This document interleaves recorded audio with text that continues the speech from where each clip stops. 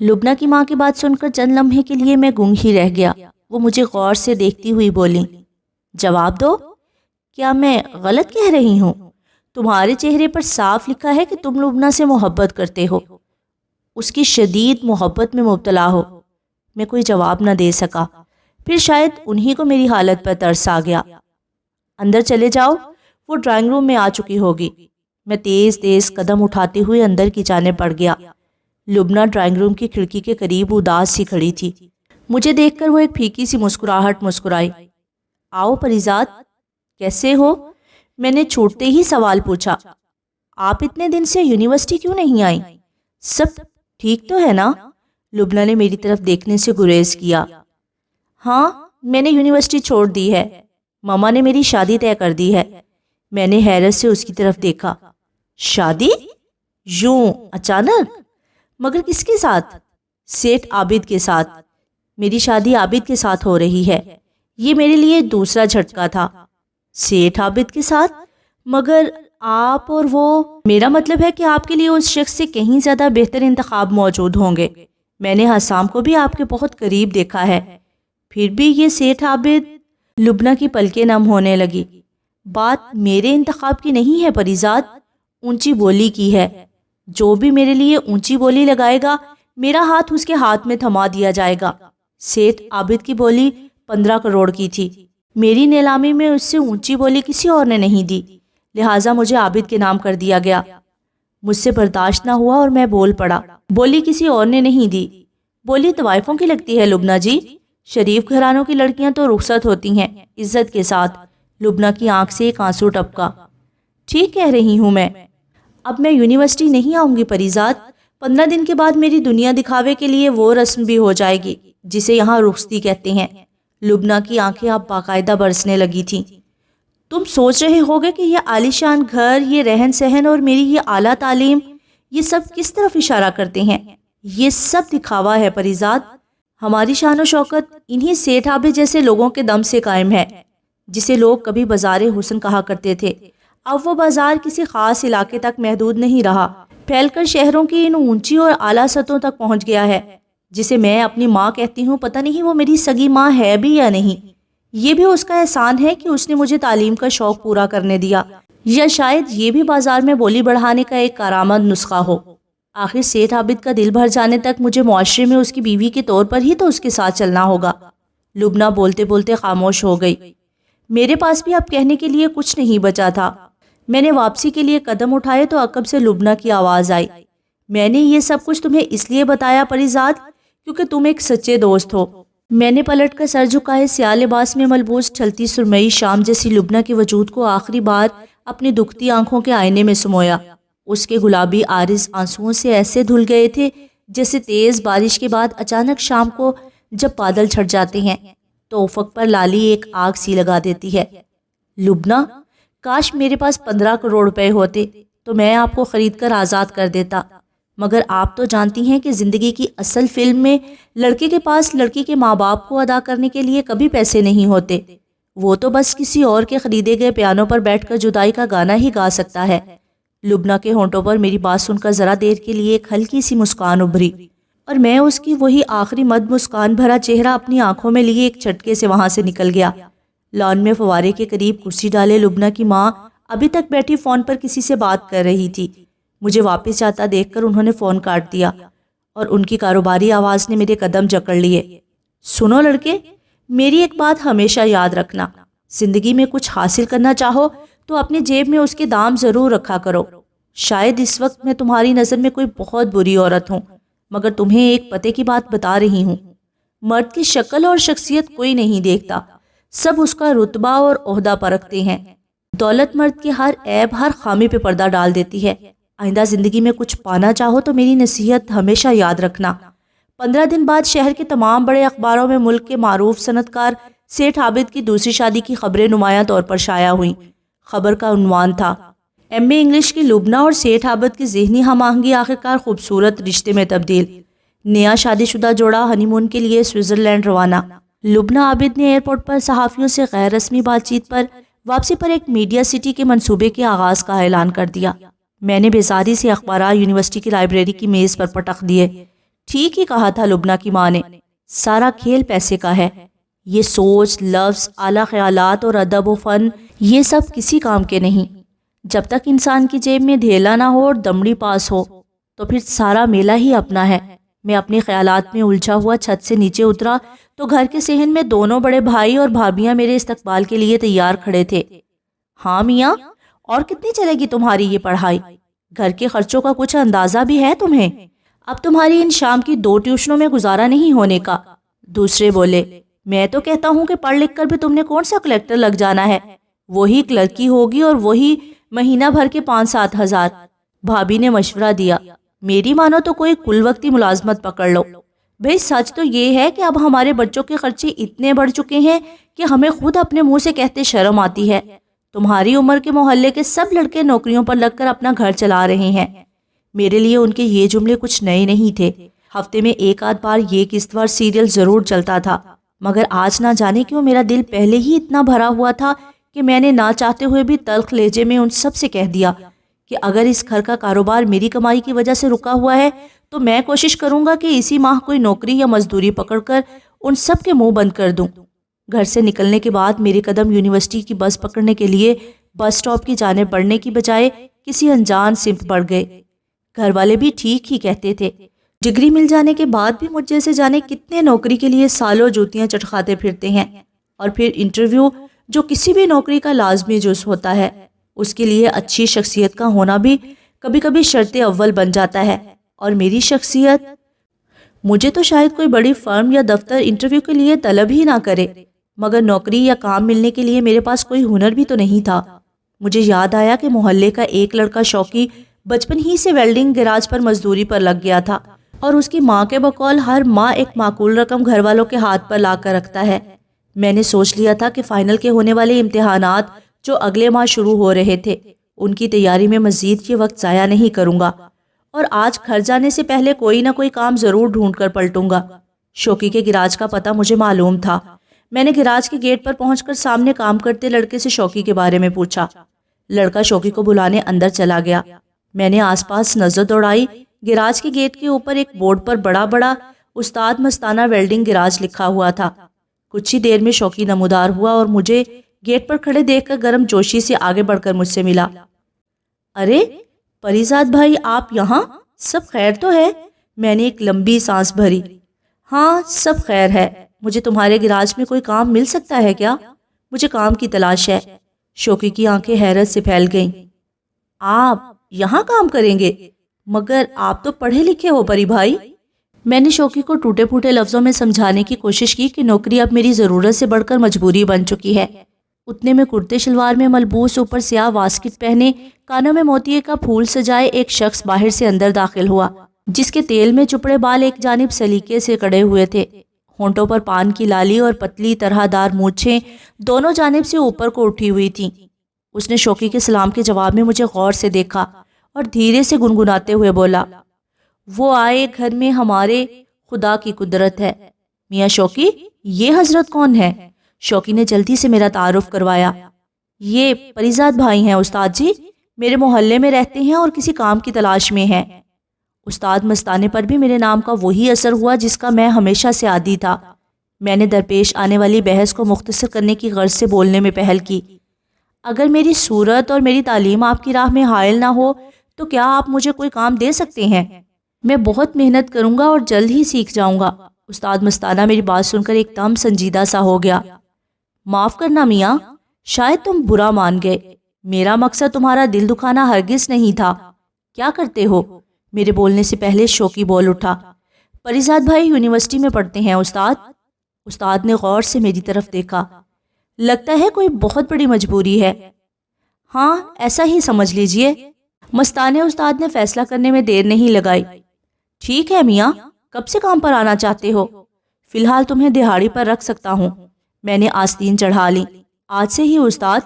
دیر گئے رات میں گھر واپس پہنچا تو حسب معمول میرا انتظار کیے بنا سب سو چکے تھے۔ میں نے اپنی زندگی کی پہلی مزدوری کی دہاڑی کے روپے برآمدے میں پڑی چوکی پر رکھ دیے اور صبح سویرے منہ اندھیرے پھر سے اٹھ کر گیراج چلا گیا۔ استاد مستانہ اپنے مزاج کا ایک الگ ہی بندہ تھا۔ فلموں میں کام کرنے کا شوق اسے لڑکپن میں ہی اس کے گاؤں سے شہر تو کھینچ لایا تھا، لیکن قسمت نے اداکار کی بجائے مستری بنا ڈالا۔ مگر اس کے اندر کا فنکار ابھی تک زندہ تھا اور مستانہ ابھی تک ہر نئی فلم کا پہلا شو پہلے دن دیکھنے کا قائل تھا، اور پھر فلم شو سے واپسی پر گھنٹوں اس کے تبصرے جاری رہتے۔ کیا خاک ایکٹنگ کی ہے ہیرو نے؟ ہاں، ویلن نے پھر بھی کچھ رنگ جمایا نہ میاں، موسیقی کا تو بیڑا غرق ہی کر دیا ان نئے لڑکوں نے، اور شاعری بھی کیا بےہودہ اور بکواس ہو گئی ہے۔ تو فلانے کا باپ، میں فلانے کا بیٹا، بھلا یہ بھی کوئی شاعری ہے؟ شاعری تو تب ہوا کرتی تھی، چاہیے آپ کہاں جائیں گے، یہ نظر لوٹ کے پھر آئے گی، تیرے میرے سپنے اب ایک رنگ ہے، عجیب داستاں ہے یہ، کہاں شروع کہاں ختم۔ واہ واہ واہ، کیا بات تھی اس شاعری کی۔ استاد مستانہ گھنٹوں بولتا رہتا اور ہم سارے شاگرد چپ چاپ اس کے تبصرے سنتے رہتے۔ مجھے استاد نے ویلڈنگ پلانٹ پر بیٹھنے سے پہلے ایک طویل لیکچر دیا۔ دیکھو میاں، یہ جو آگ کی چنگاریاں ہیں، یہ آج سے تمہارے لیے پھول کلیاں اور پھول جھڑیاں ہیں، یہ ایک آدھ دن میں ہی تمہارے لباس میں ہزار ننھے منھے شگاف ڈال دیں گی، تمہارے ہاتھوں اور جسم کے کھلے حصوں پر انگاروں کی طرح برس کر تمہارے سارے جسم کو داغدار کر دیں گی۔ شروع میں کافی جلن بھی ہوگی، مگر پھر دھیرے دھیرے سے یہ آگ تمہاری دوست بن جائے گی اور تمہیں ان چنگاریوں کی عادت اور طلب پڑ جائے گی۔ آگ کے ان جگنوؤں سے جتنی جلدی آشنائی ہو جائے اتنا ہی بہتر ہے، ان سے بچنے کی کوشش کرو گے تو کام نہیں سیکھ سکو گے۔ اب میں استاد کو کیا بتاتا کہ جو پہلے ہی سے جل کے راکھ ہو چکے ہوں، ان کا بھلا یہ بھڑکتی آگ کیا بگاڑے گی؟ اور پھر جلن کے لیے احساس زندہ ہونے کی ضرورت ہوتی ہے، مجھ جیسے بے حصوں کے لیے کیا چنگاری اور کیا پھول جھڑی۔ یونیورسٹی کا فائنل امتحان بھی میں نے جیسے تیسے کر کے دے ہی ڈالا، حالانکہ اب مجھے ڈگری لینے سے کوئی خاص دلچسپی نہیں تھی۔ انہی دنوں میرے ہم جماعتوں نے مجھے بلایا کہ یونیورسٹی کے سالانہ رسالے میں میری بہت سی شاعری کو اکٹھا کر کے ایک خاص نمبر بھی نکالا گیا۔ میں نے کسی کے ہاتھ وہ رسالہ منگوا لیا اور ایک دن گراج میں بیٹھا میں اسی رسالے کی ورق گردانی کر رہا تھا کہ استاد نے مجھے دیکھ لیا اور میرے ہاتھ سے رسالہ جھپٹ کر اس پر ایک طائرانہ سی نظر ڈالتے ہی اس کی آنکھیں پھیل گئی۔ ارے واہ میاں، تم تو شاعر بھی ہو، بھائی کمال ہے، بتایا کیوں نہیں پہلے؟ میں نظریں چرا گیا، اس میں بتانے لائق کیا تھا بھلا؟ کیا مطلب؟ تم شاعری کو معمولی بات سمجھتے ہو؟ مجھ جیسوں سے اس کی قدر پوچھو میاں۔ واہ، کیا رچاؤ ہے تمہارے لفظوں میں، ہم وزن، ہر مقطع مصرے سے بڑھ کر۔ استاد نے وہیں باہر سردیوں کی ڈھلتی دھوپ میں کرسی ڈلوائی اور سورج ڈوبنے سے قبل وہ سب کچھ حفظ کر چکا تھا۔ میں بہت دیر سے لوہے کے ایک بڑے پٹڑی نما ٹکڑے کو کاٹنے کی تگودو میں الجھا ہوا تھا، مگر اس دن ایسا لگ رہا تھا جیسے شعلے کو بھی مجھ سے کوئی بیر ہو گیا ہو۔ جب انسان کا وقت برا ہو تو ہر چیز اپنی تاثیر کھو دیتی ہے، شبنم آگ اگلنے لگتی ہے اور شعلے سرد پڑ جاتے ہیں۔ استاد مجھے بہت دیر تک اس سرد چنگاری سے فولاد کاٹنے کی لا حاصل صحیح کرتے دیکھتا رہا اور پھر اٹھ کر میرے پاس آ گیا۔ کبھی کبھی تو مجھے ایسا محسوس ہوتا ہے، پریزاد میاں، کیوں اپنی جوانی ان شعلوں کی راکھ کر رہے ہو؟ آخر ایسی کیا مجبوری ہے تمہاری؟ میں نے مستانہ استاد کی آنکھوں میں جھانکا۔ پیسہ، مجھے لگتا ہے کہ میری ہر کمزوری، ہر عیب اور ہر ناکامی کا علاج صرف پیسہ ہے استاد، اور مجھے زندگی میں بہت سارا پیسہ کمانا ہے۔ استاد نے بے چارگی سے میری طرف دیکھا۔ پر اس روزانہ کی مزدوری سے تم کتنا کما سکو گے؟ دن رات محنت کرو تب بھی مہینے کے آخر میں تمہارے ہاتھ میں 15-20 ہزار سے زیادہ کچھ نہیں آئے گا۔ البتہ چند سالوں کے اندر تمہاری جوانی ضرور گھل چکی ہوگی اور تمہاری نظر جواب دے جائے گی، ہاتھوں میں ریشہ پیدا ہو چکا ہوگا اور انگلیاں جل کر کوئلہ ہو چکی ہوں گی۔ میں بے بسی سے ہار کر بولا، تو پھر میں کیا کروں؟ مجھے بہت پیسہ کمانا ہے استاد، بہت زیادہ، اتنا زیادہ کہ اس کی چمک سے میرے وجود کا ہر داغ، ہر عیب چھپ جائے۔ اگر تم پیسہ کمانا چاہتے ہو تو دبئی چلے جاؤ، وہاں اس ہنر کی بہت مانگ ہے۔ اگر قسمت نے ساتھ دیا تو چند سالوں میں کافی کما لو گے، کم از کم اپنا گیراج تو کھول سکو گے۔ میں استاد سے یہ نہیں کہہ پایا کہ میں صرف ایک گیراج نہیں، یہ پورا شہر خریدنا چاہتا ہوں۔ استاد، کیا تم مجھے دبئی بھجوا سکتے ہو کسی طرح؟ دبئی جانا اتنا آسان نہیں ہے میاں، ویزا، ٹکٹ اور قدم جمانے کے لیے 3-4 ماہ کے قیام پر 4-5 لاکھ روپیہ تو لگ ہی جائے گا، اور پھر آگے تمہاری قسمت کہ تمہیں لمبے عرصے کے لیے کوئی کفیل ملتا ہے کہ نہیں۔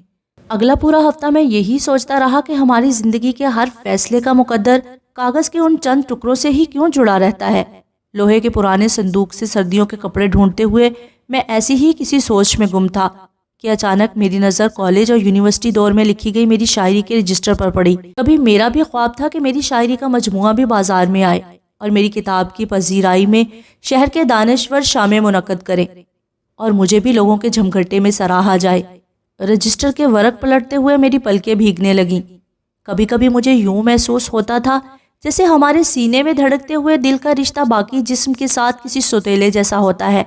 سارا جسم اور اعضاء جب ایک دوسرے کے ساتھ تال میل میں جڑے رہتے ہیں تب یہ سوتیلا تنہا اور اداس کسی روٹھے بچے کی طرح دور بیٹھا کسی اور ہی دنیا میں گم ہوتا ہے۔ رجسٹر میں لکھی شاعری بھی کسی ایسے ہی سوتیلے اور روٹھے ہوئے بچے کی باتوں جیسی تھی۔ اگلے روز میں عابد گروپ آف کمپنیز کے گیٹ پہ کھڑا تھا۔ پہلے تو چوکیدار نے میرا حلیہ دیکھتے ہی مجھے صاف منع کر دیا، مگر جب میں نے اپنے نام کی پرچی انگریزی میں لکھ کر اس کے حوالے کی کہ وہ ایک بار اندر استقبالیے پر جا کر اسے اندر بھجوا دے، اگر انکار ہوا تو میں گیٹ سے ہی واپس لوٹ جاؤں گا، تو چند لمحے سوچنے کے بعد وہ اندر چلا گیا۔ مجھے اندر بلا لیا گیا اور گھنٹہ بھر انتظار کے بعد سیٹھ عابد کے دفتر میں اس کے سامنے کھڑا تھا۔ سیٹھ عابد نے سگار کا ایک لمبا سا کش لیا اور طنزیہ انداز میں بولا، کیوں؟ میں نے کہا تھا نا، اس دنیا میں ہر چیز بکاؤ ہے، بس ٹھیک قیمت لگانے والا ہونا چاہیے۔ تو بولو، کتنی قیمت رکھی ہے تم نے اپنی اس شاعری کی؟ میں نے اپنا رجسٹر اس کے سامنے میز پر رکھ دیا۔ مجھے دبئی کا ٹکٹ اور ویزے کا خرچہ چاہیے، اگر آپ دے سکے تو۔ سیٹھ عابد نے رجسٹر اٹھا کر کسی دکاندار کی طرح اسے پہلے تولا اور پھر ورق گردانی کی۔ تم جانتے ہو کہ شاعری میری کمزوری ہے، مگر پھر بھی 200 صفحات کی یہ قیمت بہت زیادہ ہے۔ میں نے اس کباڑیے کو غور سے دیکھا۔ آپ چاہیں تو بطور قرض مجھے یہ رقم دے دیں اور اسٹامپ لکھوا لیں کہ میں کسی خاص مدت کے بعد آپ کو یہ پیسے لوٹا دوں گا۔ شاعری البتہ ہمیشہ کے لیے آپ کی ہی رہے گی۔ سیٹھ عابد کے ہونٹوں پر جمی طنزیہ مسکراہٹ مزید گہری ہو گئی۔ واپس لوٹا بھی سکو گے یا دبئی جا کر غائب ہو جاؤ گے؟ چلو ٹھیک ہے، میرا سیکرٹری تم سے شاعری کے حقوق کے بارے میں چند دستاویزات پر دستخط کروا لے گا۔ تمہارا دبئی کا ٹکٹ اور ویزا میرے ذمہ رہا۔ میں واپسی کے لیے پلٹ کر دروازے تک پہنچا ہی تھا کہ اس کی آواز دوبارہ سنائی دی۔ لبنہ اب کبھی کبھی تمہاری شاعری کی تعریف کرتی ہے، مجھے امید ہے کہ تم نے اس رجسٹر میں لکھی شاعری اسے نہیں سنائی ہوگی۔ میں نے دروازے کا ہینڈل گھمایا۔ آپ بے فکر رہیں، یہ نظمیں اور غزلیں کسی کے کانوں تک نہیں پہنچی اور آج کے بعد یہ میرے حافظے سے بھی ہمیشہ کے لیے مٹ جائیں گی۔ میں دروازہ کھول کر باہر نکل گیا۔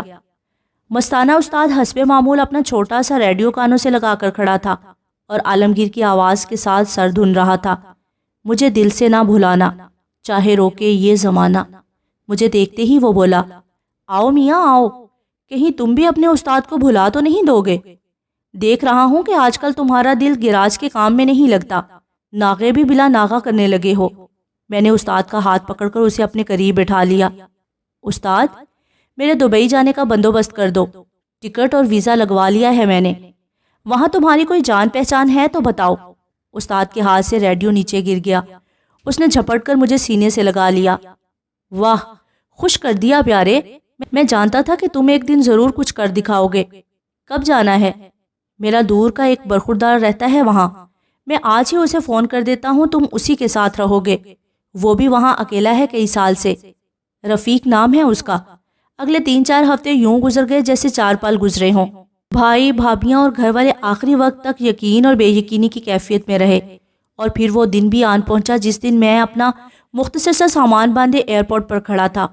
میں نے اس سے پہلے کبھی جہاز سے تو کیا ٹرین سے بھی کوئی لمبا سفر نہیں کیا تھا، اس لیے مجھ سے وہ تمام حماقتیں سرزد ہوتی رہیں جو مجھ جیسے کسی بھی فرد سے پہلی بار ہوائی سفر میں ہو سکتی تھی۔ جہاز نے دبئی ایئرپورٹ پر لینڈ کیا اور میں گھنٹہ بھر بعد باہر نکلا تو بہت انتظار کرنے کے باوجود مجھے رفیق کہیں نظر نہیں آیا۔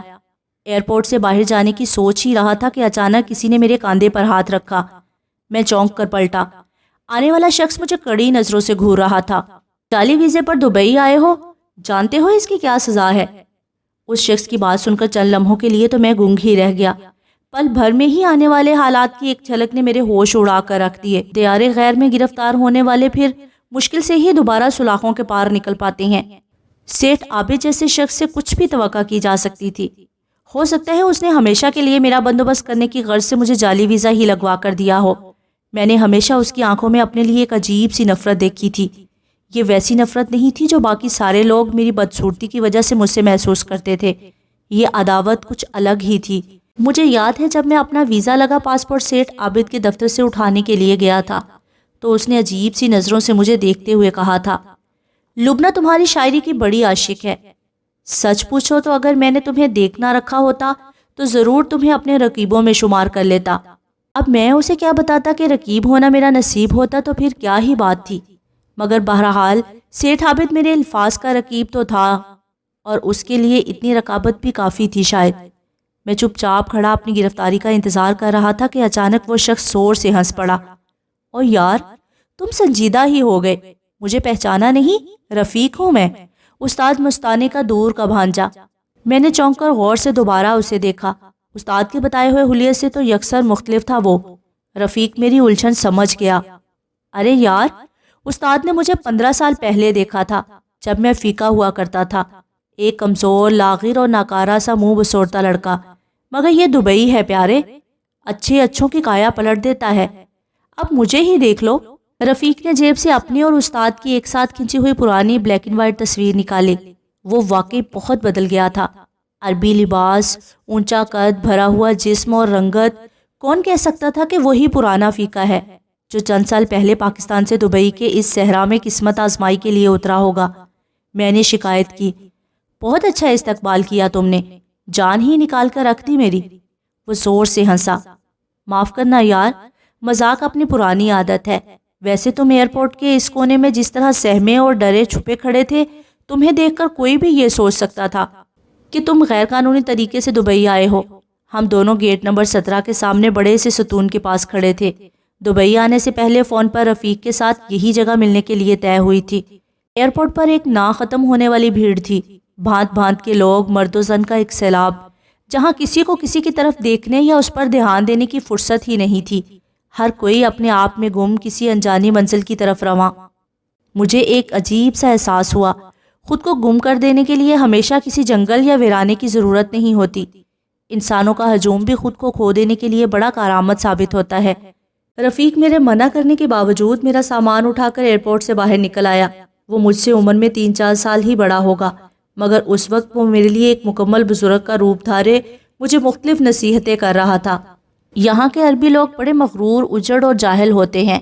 انہیں خود کو دوسروں سے برتر سمجھنے کا خبط ہے، اس لیے ان کے منہ لگنے سے پرہیز کرنا، ورنہ یہ اپنے بندے کا قصور ہوتے ہوئے بھی تمہیں کو خطاوار سمجھیں گے اور اگلے جہاز میں بٹھا کر تمہیں واپس پاکستان روانہ کر دیں گے۔ مجھے بھی ایک عمر ہو گئی ہے ان کے یہ ناز نخرے اٹھاتے اور ان کا یہ خبط برداشت کرتے۔ گالی ان کی زبان پر آتے دیر نہیں لگتی اور اپنے علاوہ دوسری سبھی اقوام کو یہ اپنا خادم تصور کرتے ہیں۔ خاص طور پر ہم مزدور طبقہ لوگوں کو تو ہر پل ان کا غلام ہی بن کر یہاں گزارا کرنا پڑتا ہے، لہٰذا دماغ ہمیشہ ٹھنڈا رکھنا۔ رفیق نہ جانے کیا کچھ کہتا رہا اور میں حیرت سے صحرا میں سجے اس شہر کو دیکھتا رہا، جسے دیکھ کر نہ جانے کیوں مجھے پہلی ہی نظر میں یہ احساس ہوا تھا جیسے چند بدوؤں نے صحرا میں چلتے چلتے کچھ دیر کھیل تماشے کے لیے اونچی عمارتوں اور کشادہ سڑکوں کا یہ میلہ سجایا ہے۔ ابھی تھوڑی دیر میں شام ہو جائے گی تو وہ بدو اپنی خیموں سمیت یہ نقلی شہر بھی اکھاڑ کر چلتے بنیں گے، جیسے ساحل پر کھیلنے والے بچے دن بھر گیلی ریت سے گھروندے بنا کر انہیں خشک کرتے ہیں، اور پھر شام کو جب ان کی مائیں واپسی کے لیے آواز لگاتی ہیں تو وہ جاتے جاتے پیروں سے اپنا ہی بنایا شہر مسمار کر کے چلے جاتے ہیں۔ مجھے دبئی بھی ایسے ہی چند شرارتی بچوں کا بنایا ہوا عارضی سا شہر لگ رہا تھا۔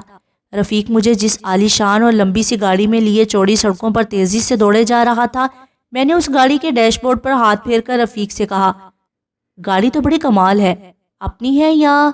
رفیق نے زوردار کہکہا لگایا، فی الحال نہیں، مگر ایک دن اپنی بھی ہو جائے گی، میرے مالک کی گاڑی ہے پیارے، ہم تو صرف ڈرائیور ہیں، مالک کی ڈرائیوری کر کے روزی کماتے ہیں۔ گاڑی مختلف راستوں سے ہوتی ہوئی کسی رہائشی علاقے میں داخل ہو گئی، جہاں اونچی اونچی عمارتوں میں بہت سارے چھوٹے فلیٹس بنے ہوئے تھے۔ رفیق اسی علاقے میں رہتا تھا۔ ہم اس کے چھوٹے سے مگر صاف ستھرے فلیٹ میں داخل ہوئے تو اس نے فوراً چائے کا پانی چولہے پر چڑھا دیا۔ فریج میں کھانے پینے کا سارا سامان پڑا ہے، کھانا گرم کر کے کھا لینا، مجھے کچھ دیر میں واپس جانا ہوگا، مالک سے صرف 2 گھنٹے کی چھٹی لے کر آیا ہوں، رات کو باقی باتیں ہوں گی۔ رفیق لپک چھپک چائے کی پوری پیالی 2 گھونٹ میں حلق سے اتار کر وہاں سے چلتا بنا۔ بہت کھلے دل کا لڑکا تھا رفیق، بالکل استاد مستانہ کی طرح۔ مجھے وہ سب یاد آئے تو میں ایک دم اداس ہو گیا۔ میں نے زندگی میں کبھی گھر سے باہر اور اتنی دور وقت نہیں گزارا تھا۔ ہم انسان بھی کتنے زود فراموش ہوتے ہیں، ذرا سی دوری ہمیں ماضی کا ہر عذاب بھلا کر پھر اسی ماضی کو یاد کر کے آہیں بھرنے پر مجبور کر دیتی ہے۔ جب میں اپنے گھر میں تھا تب بھی وہاں میں نے کون سے اچھے دن دیکھے تھے، مگر آج چند ہزار میل کا فاصلہ طے کرتے ہی مجھے اسی گھر اور اپنی گلیوں کی یاد ستانے لگی تھی، جہاں مجھے ہر پل کسی نئی ذلت کا سامنا رہتا تھا۔ جب ایک دن ہمیں یہ سب کچھ چھوڑ ہی جانا ہوتا ہے تو پھر ہم ان در و دیوار، راستہ، شجر اور آس پاس کے ماحول اور رشتوں سے اتنا جڑ کیوں جاتے ہیں کہ ذرا سی دوری خود ہمیں توڑ کر رکھ دیتی ہے۔ یہ دنیا اگر عارضی پڑاؤ ہے تو اپنے ساتھ عارضی پن کا احساس لے کر کیوں نہیں آتی؟ اگلے 1 ڈیڑھ ہفتے میں رفیق نے بھاگ دوڑ کر کے مجھے ایک تعمیراتی کمپنی کے ذریعے سے کام پر لگوا دیا۔ فی الحال میرے پاس 3 ماہ کا کام کرنے کا ویزا تھا، مگر رفیق نے وعدہ کر رکھا تھا کہ وہ اپنے مالک سے میری سفارش کروا کر اسے سال بھر کے ویزے میں تبدیل کروا دے گا، اور اگر میں نے محنت اور ایمانداری سے کام جاری رکھا تو اس مدت میں سال بہ سال توسیع بھی ہوتی رہے گی۔ مجھے ایک زیر تعمیر عمارت کی 15ویں منزل میں ویلڈنگ پلانٹ پر کام کرنے کی مزدوری مل گئی تھی۔ میں اور رفیق صبح سویرے اپنے اپنے کاموں پر نکل جاتے اور رات گئے ہماری واپسی ہوتی تو عام طور پر ہم دونوں ہی تھکن سے اس قدر چور ہوتے کہ ہمیں بات کرنا بھی کسی بھاری بوجھ اٹھانے کے مانند لگتا تھا۔ مہینہ بھر بعد جب میری پہلی تنخواہ ملی تو میری آنکھوں سے آنسو نکل آئے۔ اپنے ملک کی سال بھر کی کمائی سے بھی کچھ زیادہ روپے میری مٹھی میں بند تھے، مگر مجھے سمجھ نہیں آ رہا تھا کہ میں ان پیسوں کا کروں گا کیا۔ اس روز رفیق کو بھی تنخواہ ملی تھی، لہٰذا شام کو اسی خوشی میں وہ مجھے دبئی دکھانے کے لیے اپنے مالک کی گاڑی مانگ لایا۔ دبئی کی ڈھلتی شام میں تبدیل ہوتی رات، رنگ اور نور کی برسات، ہر چہرہ دھلا ہوا، ہر عمارت جگمگاتی سی، چمکتے راستے اور خوشیوں سے سرشار جوڑے، باہوں میں باہیں ڈالے اس دلربا شہر کی ایک اور شام سے زندگی کے جام کشید کرتے ہوئے خوش نصیب لوگ۔ زندگی صرف سانس لینے کا نام نہیں ہے، اس بات کا احساس مجھے اس شام ہوا۔ ہر سانس سے زندگی نچوڑ لینے کو جینا کہتے ہیں، مگر ہم جیسے مردہ دل کیا خاک جیا کرتے ہیں؟ رفیق نے مجھے یوں گمسم بیٹھے دیکھا تو چپ نہ رہ سکا۔ کیا بات ہے شہزادے، کہاں کھو گئے ہو؟ دبئی دیکھو، شہر کی رونقیں دیکھو۔ میں نے چڑھ کر اسے جواب دیا، ایک تو تم مجھے یہ شہزادہ نہ کہا کرو، مجھے لگتا ہے کہ باقی سب کی طرح تم بھی میرا مذاق اڑا رہے ہو۔ رفیق نے مجھے غور سے دیکھا، تم تو واقعی برا مان گئے۔ اچھا چلو، میں تمہارا دل بہلانے کے لیے دبئی کے سب سے بڑے کلب میں لیے چلتا ہوں۔ ویسے تو وہاں کا داخلہ ٹکٹ ہی ہم دونوں کی سال بھر کی کمائی سے زیادہ کا ہے، مگر میرے مالک کی وجہ سے ہم سے کوئی ٹکٹ کا نہیں پوچھے گا۔ میں نے حیرت سے رفیق کو دیکھا۔ کیوں؟ تمہارے مالک کی جان پہچان ہے کلب والوں سے؟ رفیق زور سے ہنس پڑا۔ ارے نہیں، وہ کلب بھی میرے مالک کا ہی ہے۔ نہ صرف یہ کلب بلکہ ایسے نہ جانے کتنے کلب اور ہوٹل ہیں میرے مالک کی کمپنی کے پاس، کوئی حساب نہیں ہے اس کی دولت کا۔ کہتے ہیں کہ آج اگر وہ اپنا ہر کام اور کاروبار بند کر کے ہاتھ پہ ہاتھ رکھ کر گھر میں بھی بیٹھ جائے اور آئندہ ساری زندگی روزانہ لاکھوں درہم اڑاتا رہے تب بھی اس کی نسلیں تا قیامت عیش کرتی رہیں گی۔ رفیق اپنے مالک کے بارے میں بتاتا رہا اور گاڑی ساحل کنارے دوڑتی ہوئی ایک عظیم الشان کلب میں داخل ہو گئی۔ میرے لیے یہ سب کچھ ایک طلسم جیسا تھا۔ کئی منزلہ عمارت کے لیے ہر منزل پر کار پارکنگ بنائی گئی تھی اور ہر منزل کسی الگ کھیل یا تفریح کے لیے مخصوص تھی۔ عمارت کے اندر ہی hotel, restaurant, swimming pool, golf اور snooker clubs, shopping plaza, cinema, theatre, جوئے خانے، بار، رقص گاہیں، کیفے اور نہ جانے کیا کچھ آباد تھا۔ کلب کیا تھا، ایک پورا شہر تھا جسے 50 منزلہ عمارت میں سمو دیا گیا تھا۔ چھت پر فلکی نظام اور مختلف سیاروں اور ستاروں کو دیکھنے والا ایک پورا ہال بنایا گیا تھا، جہاں بڑی بڑی دیوہیکل دوربینوں کے ذریعے چاند ستاروں کا معائنہ کیا جا سکتا تھا۔ انسان کی ہوس بھی لامحدود ہے۔ ساری زمین تسخیر کرنے کے بعد اب اس کی نظر چاند اور ستاروں پر رہتی ہے۔ اچھا ہے قدرت نے ہر انسان کی طبعی زندگی اور موت کا ایک پیمانہ مقرر کر رکھا ہے، ورنہ اس حضرت انسان سے کچھ بھی بعید نہیں تھا کہ وہ فلک اور فرش کو ملانے والی کوئی لفٹ ایجاد کر کے خود اپنا حساب کتاب کروانے عرش پر جا اترتا۔ کلب میں نوجوان جوڑوں کی بہتات تھی۔ پب اور بار اتنے پرہجوم تھے کہ تل دھرنے کو جگہ نہ تھی۔ جوئے خانوں اور بڑے کسینوں کے باہر انتظار کرنے والوں کی لمبی قطاریں ہاتھ میں ٹوکن لیے کھڑی تھی۔ میں نے رفیق سے جب اس حیرت کا اظہار کیا کہ یہ کلب تو کسی طور ایک اسلامی ملک کا حصہ نہیں لگ رہا، تو رفیق نے حسب معمول ایک جاندار کہکہا لگایا اور سر جھٹک کر بولا، اسلامی ملکوں میں کلب نہیں ہوا کرتے۔ دبئی ایک کاسموپولیٹن شہر ہے، یہاں تمہیں ہر مذہب کا پیروکار ملے گا۔ یہ اب اس پیروکار کی مرضی ہے کہ وہ اپنے مذہب کو کس حد تک برتتا ہے۔ عابد اور زاہدوں کے لیے مسجدیں کھلی ہیں اور رندوں کے لیے شراب خانے۔ وہ کہتے ہیں نا، رند کے رند رہے ہاتھ سے جنت نہ گئی، تو بس وہی معاملہ یہاں بھی ہے۔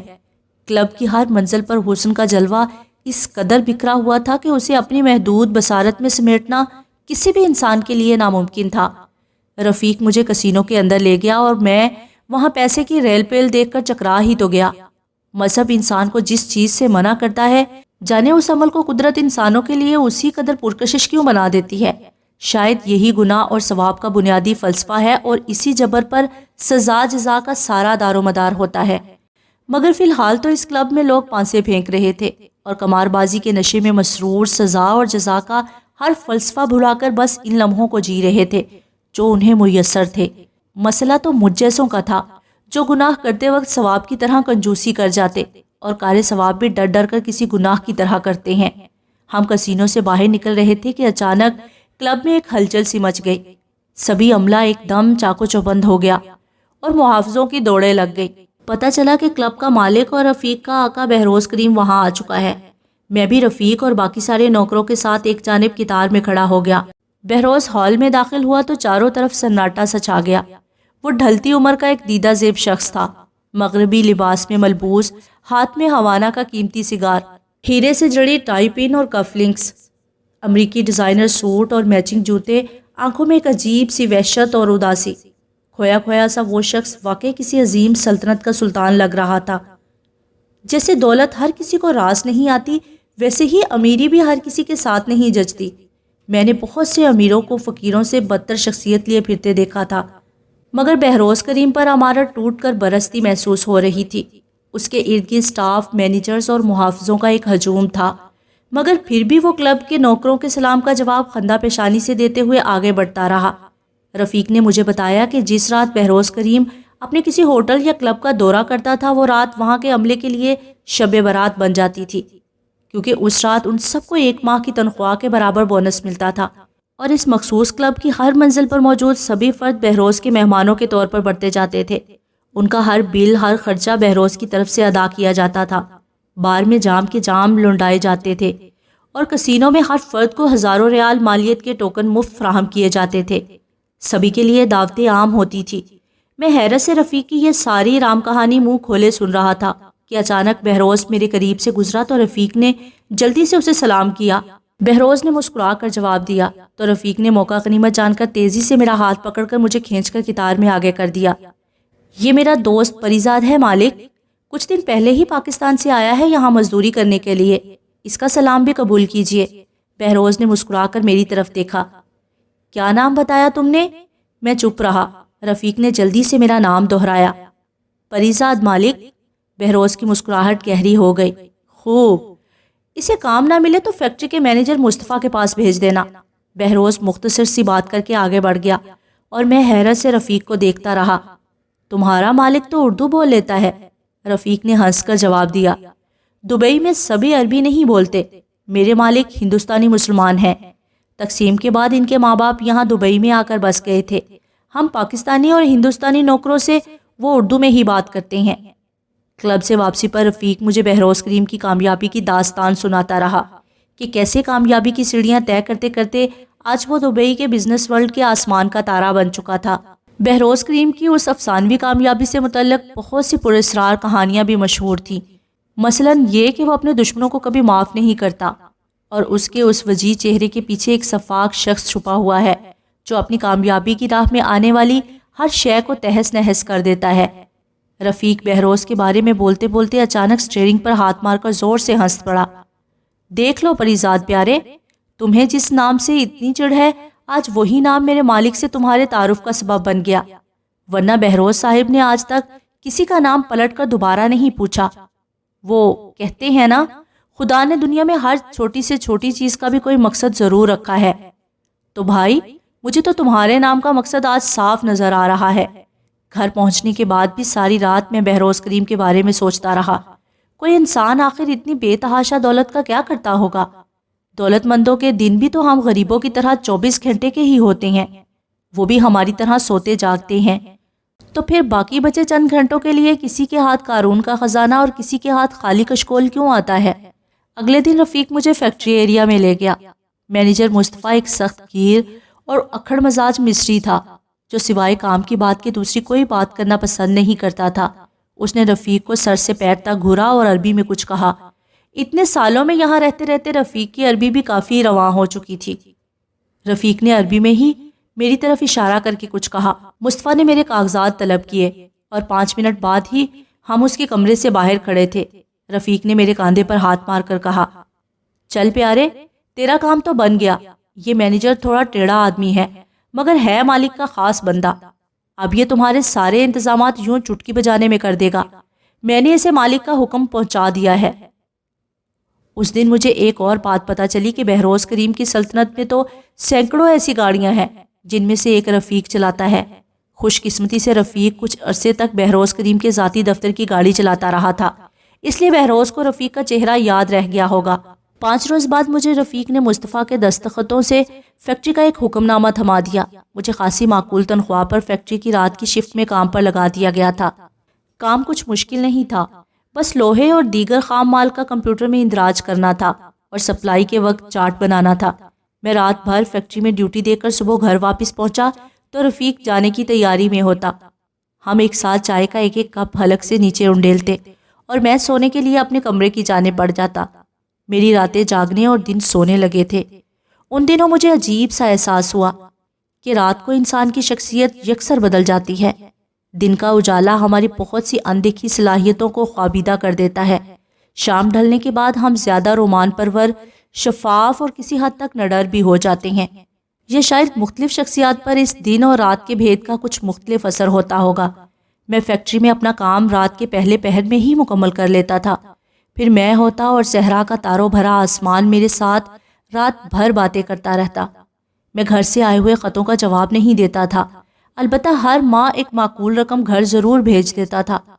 اس رات بھی میں گھر سے آیا ایک خط دیکھ رہا تھا کہ فیکٹری کے پچھلے حصے میں کچھ کھٹپٹ کی آوازیں سنائی دی۔ میں تیزی سے پیچھے کی جانب لپکا۔ چند پرانے مزدور کچھ لوہے کی پیٹیاں اور ایک گودام میں سنبھال کر رکھ رہے تھے۔ میں نے ان سے تفصیل پوچھنا چاہی تو فورمین نے مجھے جھڑک دیا، مگر میں خاموش بیٹھنے والا نہیں تھا۔ میں نے انہیں تنبیہ کی کہ اگر انہوں نے میری بات نہ مانی تو میں صبح ہی مینیجر مصطفیٰ کو اطلاع دے دوں گا۔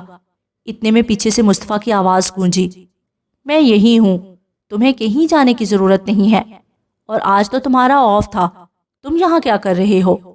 ہم یہ ساری گفتگو انگریزی میں کر رہے تھے۔ سچ تو یہ ہے کہ مصطفیٰ کو وہاں دیکھ کر میں پریشان ہو گیا تھا۔ آج واقعی میری چھٹی تھی، مگر ایک ساتھی کے بیمار ہونے کی وجہ سے مجھے اچانک ڈیوٹی پر آنا پڑا۔ میں نے مصطفیٰ کو بتایا کہ شفٹ انچارج کے طور پر میری ڈیوٹی ہے کہ میں ہر چیز کا باقاعدہ اندراج کروں۔ مصطفیٰ نے میری بات لاپرواہی میں ٹال دی۔ ٹھیک ہے، تم نے اپنا فرض پورا کیا، اب تمہارے انچارج کی حیثیت سے میں تمہیں یہ حکم دے رہا ہوں کہ تم واپس اپنی جگہ پر جا کر بیٹھ جاؤ اور خاموشی سے صبح تک اپنی شفٹ ختم کر کے چپ چاپ واپس گھر چلے جانا۔ مصطفیٰ کی آواز کھردری اور لہجہ بہت سخت تھا۔ میں نے اس وقت ان سب سے بحث کرنا مناسب نہیں سمجھا، مگر میں نے سوچ لیا تھا کہ کسی بھی طرح بہروز کریم تک یہ اطلاع ضرور پہنچاؤں گا، چاہے اس کا انجام کچھ بھی ہو۔ بہروز ہفتے میں ایک آدھ بار اس فیکٹری کا دورہ بھی کرتا تھا، اور پھر چھٹی رات جب میں نے احاطے کے باہر بہروز کریم کے اسکواڈ کی گاڑیوں کو رکتے دیکھا تو میں تیزی سے ہال کے گیٹ پر آ کر کھڑا ہو گیا۔ مصطفیٰ بھی بہروز کے ساتھ ساتھ چلتا ہوا اس کام کے بارے میں کچھ تفصیلات بتا رہا تھا۔ مجھے راستے میں کھڑے دیکھ کر مصطفیٰ کے ماتھے پر بل پڑ گئے۔ جب وہ لوگ راہداری میں میرے قریب سے گزرے تو میں نے اچانک آگے بڑھ کر بہروز کریم کو براہ راست مخاطب کر کے کہا، مجھے آپ سے کچھ ضروری بات کرنی ہے جناب۔ بہروز نے پلٹ کر میری طرف دیکھا، اس کے ماتھے پر بل پڑ گئے۔ مصطفیٰ نے مجھے بری طرح جھاڑ دیا، تمہیں کسی نے بتایا نہیں کہ مالک بہروز کو آج تک کسی نے یوں راستے کے بیچ میں نہیں ٹوکا؟ میں تمہیں اسی وقت نوکری سے فارغ کرتا ہوں، دفع ہو جاؤ یہاں سے، کل آ کر مہینے بھر کی تنخواہ لے جانا۔ میں نے اطمینان سے مصطفیٰ کی بات سنی۔ ٹھیک ہے، میں چلا جاؤں گا، مگر مجھے ایک بار مالک سے بات کرنی ہے، یہ بہت ضروری ہے۔ آس پاس کا عملہ وحشت زدہ سا ہو کر مجھے یوں گھور رہا تھا جیسے مجھ سے بڑا احمق انہوں نے اس روئے زمین پر پہلے کبھی نہیں دیکھا ہو۔ بہروز نے اطمینان سے اپنا سگار سلگایا۔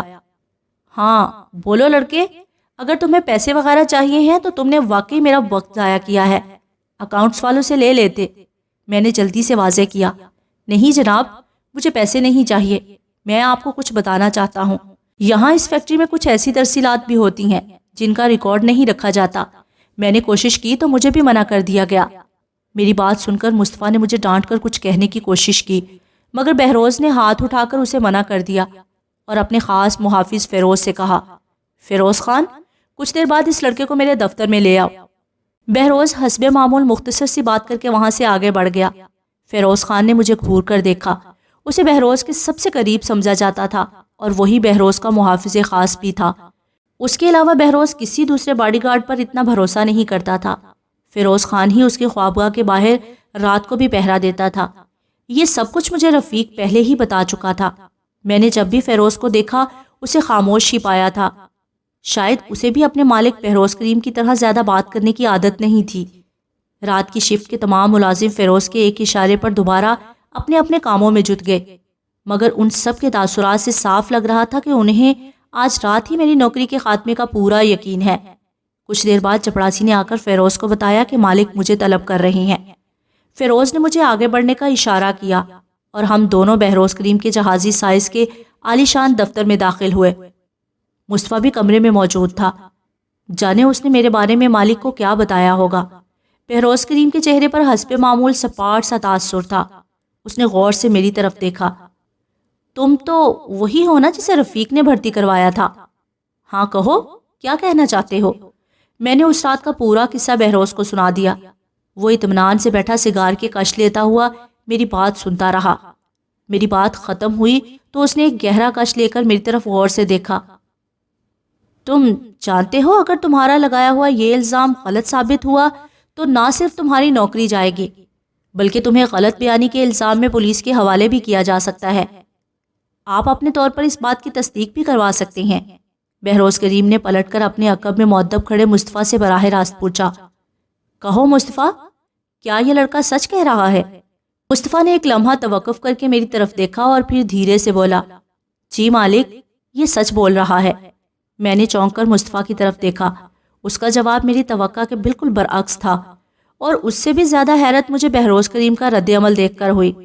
اس نے اطمینان سے سگار کا ایک اور لمبا کش لیا اور مصطفیٰ سے کہا، ٹھیک ہے مصطفیٰ، جاتے ہوئے میرے لیے ایک کپ بلیک کافی کا بولتے جانا۔ بہروز کو میرا خیال آیا، لڑکے تم کافی پیو گے؟ میں نے جلدی سے انکار میں سر ہلایا۔ مصطفیٰ کمرے سے جا چکا تھا۔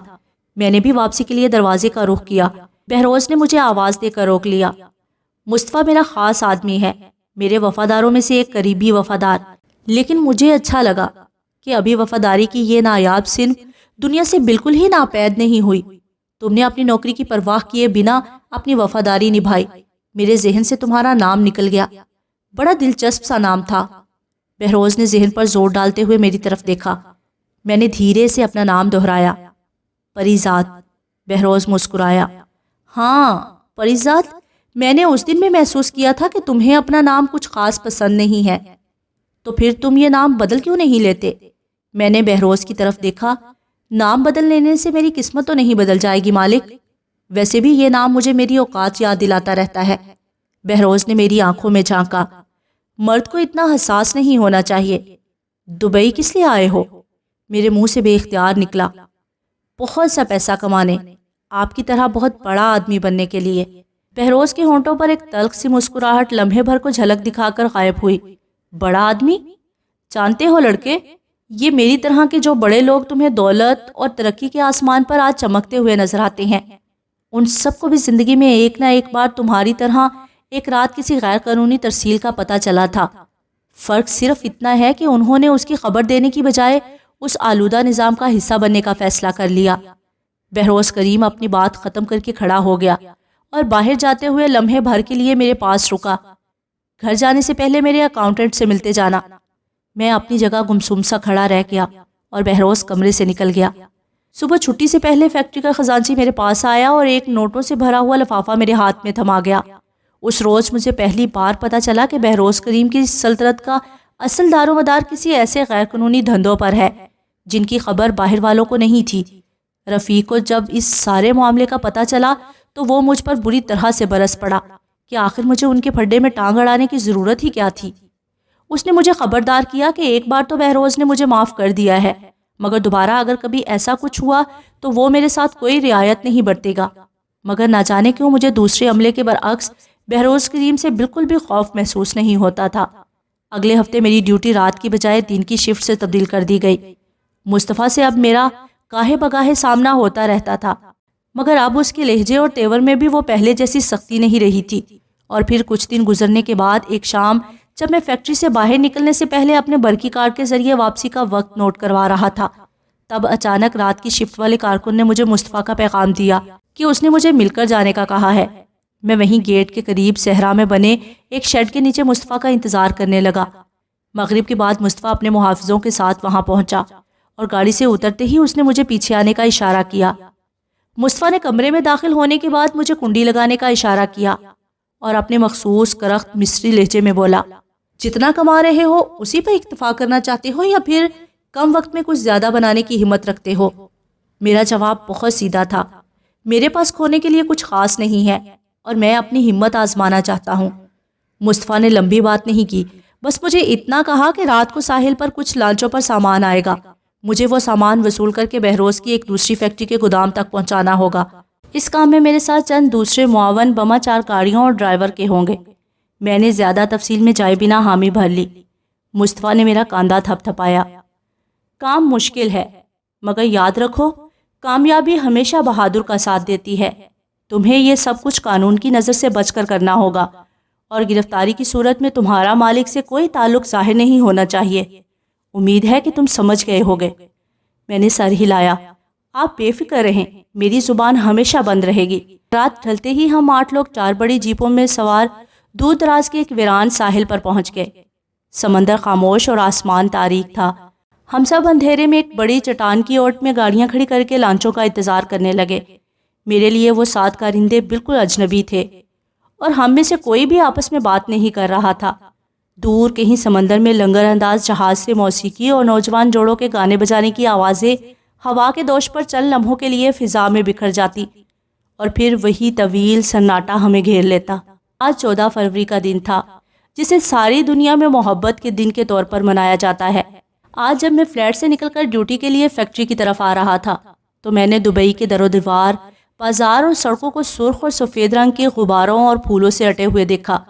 نوجوان لڑکیاں سرخ لباس میں ادھر ادھر رنگ برنگی تتلیوں کی طرح اٹھتی پھر رہی تھیں اور نوجوان سیاہ لباس پہنے اور گلے میں سرخ اسکارف یا ٹائی پہنے محبت کا دن منانے کی تیاریوں میں مصروف تھے۔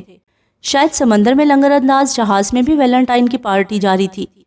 کاش دنیا میں بدصورت لوگوں کا بھی کوئی ویلنٹائن ڈے منایا جاتا۔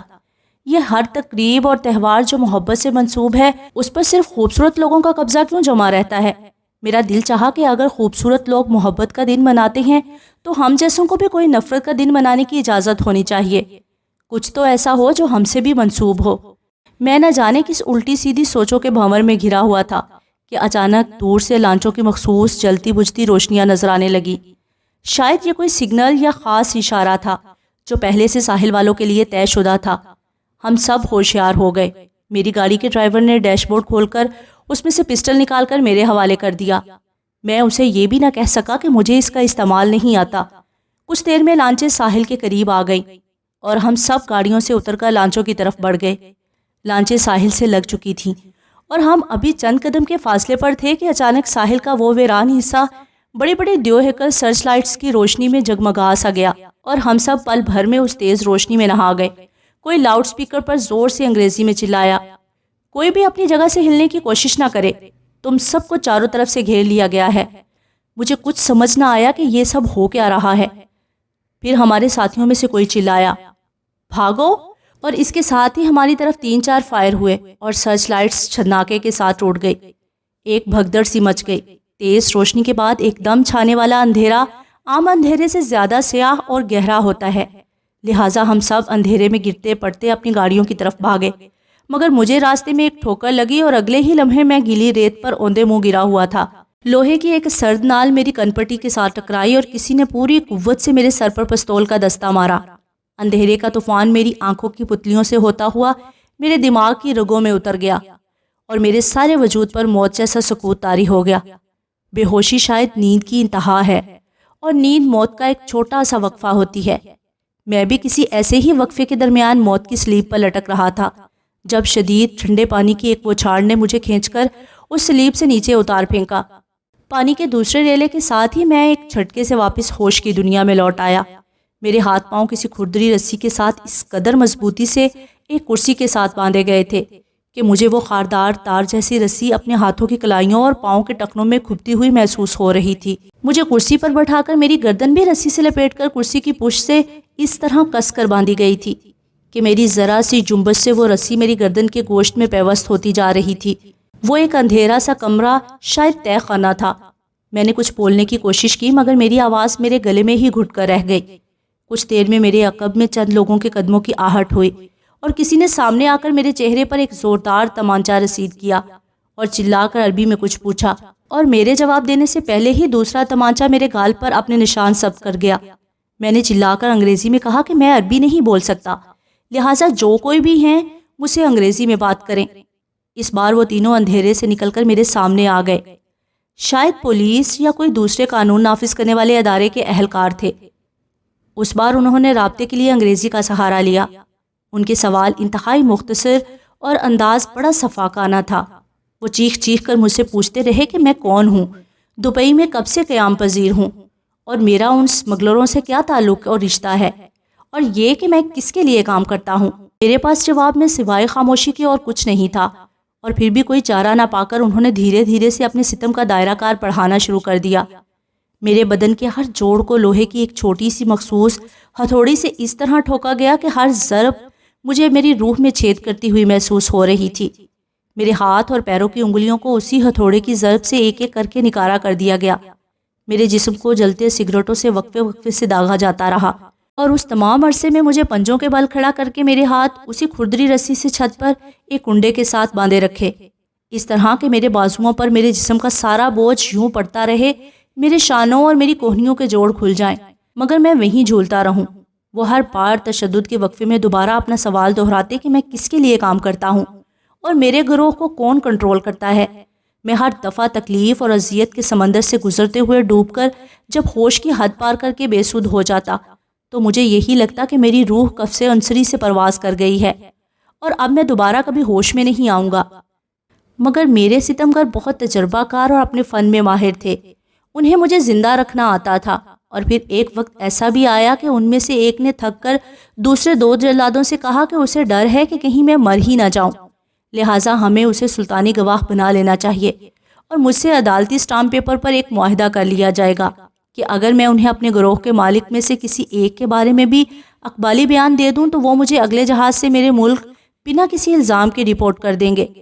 مجھے وہاں قید ہونے کے بعد 2 یا 3 دن کا حساب تو یاد رہا تھا، مگر پھر اس کے بعد اذیت کی شدت سے میری بے ہوشی کے وقفے اتنے طویل ہونے لگے کہ اب مجھے دن اور رات کی ہر تمیز اور گنتی بھول چکی تھی۔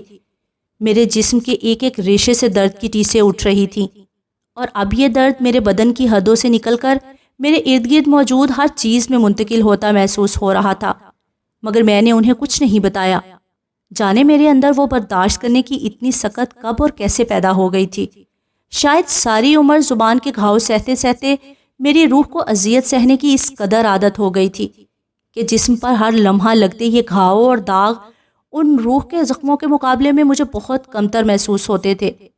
وہ مجھے ہر طرح سے آزما چکے، تو آخری حربے کے طور پر انہوں نے میرے ہاتھ اور پاؤں کے ناخن ایک ایک کر کے میری کھال سے نوچنے کے لیے خصوصی طور پر تیار کردہ اوزار منگوا لیے۔ ان میں سے ایک میرے ہاتھ کھولنے کے لیے نیچے جھکا تو دوسرے نے بیزاری سے ایک لمبی انگڑائی لی کہ آدھی رات تو بیت ہی چکی ہے، تو کیوں نہ اس نیک کام کو اگلے روز صبح تک مؤخر کر دیا جائے۔ ویسے بھی میری حالت اس وقت تک اتنی ابتر ہو چکی تھی کہ شاید مجھے اپنے ماس سے ناخنوں کے علیحدہ ہونے کا بھی پتہ نہ چلتا۔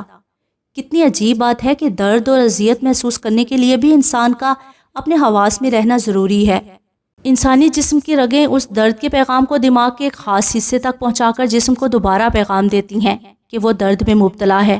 مجھے اس روز دنیا کے ہر دیوانے اور خرد سے بیگانے شخص کی تقدیر پر ٹوٹ کر رشک آیا۔ نہ دنیا میں کسی درد کا جھمیلا اور نہ آخرت میں کسی عذاب کا ڈر۔ کاش اس دیوانے پن کو اختیار کرنا بھی ہمارے اپنے بس میں ہوتا۔ وہ لوگ جانے کس وقت تہ خانے سے جا چکے تھے، مگر میرا ذہن ابھی تک کسی آزاد جنگلی اور وحشی گھوڑے کی طرح بے لگام دوڑ رہا تھا۔ دفتن مجھے یوں محسوس ہوا کہ میری پشت پر بندھے ہاتھوں کی گرفت کچھ ڈھیلی پڑ رہی ہے۔ شاید جب وہ ستمگر میرے ہاتھ کھولنے کے لیے نیچے جھکا تو کوئی ایک آدھ گرا اس سے کھلی رہ گئی تھی۔ میں نے کرسی کو 2-4 زوردار جھٹکے دینے کی کوشش کی تو میرے منہ سے چیخیں نکل گئیں۔ اذیت، درد اور تکلیف کے دریاؤں کے بند کھل سے گئے اور میرے جسم کے تمام مساموں سے درد یوں قطرہ قطرہ کر کے پھوٹ کر نکلا جیسے شدید گرمی کی کڑی دوپہر میں پسینہ پھوٹتا ہے۔ کرسی ایک جانب لڑک گئی اور میں اس کے ساتھ ہی بندھے ہاتھوں پیروں سمیت زمین پر اوندے منہ گر گیا اور کچھ دیر کے لیے میری آنکھوں کے سامنے اندھیرا چھا گیا۔ جانے کتنی دیر بعد مجھے دوبارہ ہوش آیا تو مجھے محسوس ہوا کہ کرسی کی ہتھی ٹوٹ چکی ہے اور میرے ہاتھ پشت سے تقریباً کھل چکے ہیں۔ میں نے پوری قوت لگا کر ایک جھٹکے سے اپنے ہاتھ آزاد کر لیے اور کانپتی زخمی خون سے سن ہوئی انگلیوں کے ساتھ اپنے پیروں کی بندشیں بھی کھول ڈالی اور خود کو کسی نہ کسی طرح گھسیٹتے ہوئے سیڑھیوں تک پہنچا اور چاروں ہاتھوں پیروں کی مدد سے جانے کتنی صدیوں میں سیڑھیاں چڑھ کر اوپر تہخانے کے دروازے تک اپنے گھائل اور پور پور زخمی بدن کو پہنچایا۔ خوش قسمتی سے دروازہ ایک ہلکی سی کنڈی کی مدد سے باہر کی جانب سے بند تھا اور جب میں نے اپنے پورے جسم کے وزن کو دروازے پر 2-4 مرتبہ دے مارا تو چٹخنی کھل گئی اور میں اپنے ہی زور میں باہر کھلے ہال میں جا گرا۔ میری توقع کے برعکس وہ کوئی جیل یا دفتر کی بجائے ایک ویران سی نامکمل عمارت تھی جس کے تہہ خانے میں مجھے قید رکھا گیا تھا۔ میں پوری قوت لگا کر لڑکھڑاتا ہوا کھڑا ہو گیا اور اس کوشش میں جانے کتنی بار دوبارہ زمین پر گرا۔ میرے قدم یوں جھولتے ہوئے زمین پر پڑ رہے تھے جیسے میری ٹانگوں میں موجود ہر ہڈی کو پیس کر چکنا چور کر دیا گیا ہو۔ کسی نہ کسی طرح میں زیر تعمیر ہال کے ڈھانچے سے باہر نکلا اور دور صحن میں نظر آنے والے لوہے کے بڑے گیٹ کی طرف بڑھا۔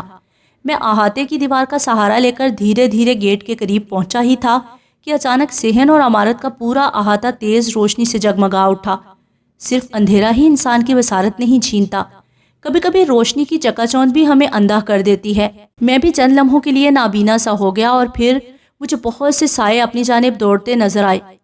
میں نے دیوانہ وار گیٹ سے باہر نکلنے کے لیے جست لگائی مگر مجھے راستے میں ہی کسی نے دبوچ لیا اور میں اس طرح بے سود سا زمین پر گر گیا جیسے سینکڑوں میل صحرا اور جنگل میں لگاتار دوڑنے والا کوئی گھوڑا شدید تھکن سے چور ہو کر ہانپتے ہوئے آخری بار کبھی نہ اٹھنے کے لیے زمین پر گر جاتا ہے۔ میری پلکیں بوجھل ہو کر دھیرے دھیرے بند ہوتی گئیں۔ شاید میری موت آخرکار مجھے اپنی مہربان آغوش میں لینے کے لیے میری پلکوں کے در پر اپنے سفید پنکھ پھیلائے آ کھڑی ہوئی تھی۔ مجھے اس موت کی دیوی کی آواز بھی سنائی دے رہی تھی، پریزاد اٹھو، چلو بہت دیر ہو گئی۔ میں نے غور سے آواز سننے کی کوشش کی۔ ہاں کوئی میرا نام پکار تو رہا تھا مگر یہ آواز، ہاں میں اس آواز کو پہچانتا تھا۔ کوئی کسی سے کہہ رہا تھا اسے ہوش میں لاؤ، یہ مجھے زندہ چاہیے۔ میرے ڈوبتے ذہن نے آواز پہچان لی، یہ بہروز کریم کی آواز تھی۔ تو کیا مجھے بہروز کریم نے خود اغوا کروایا تھا؟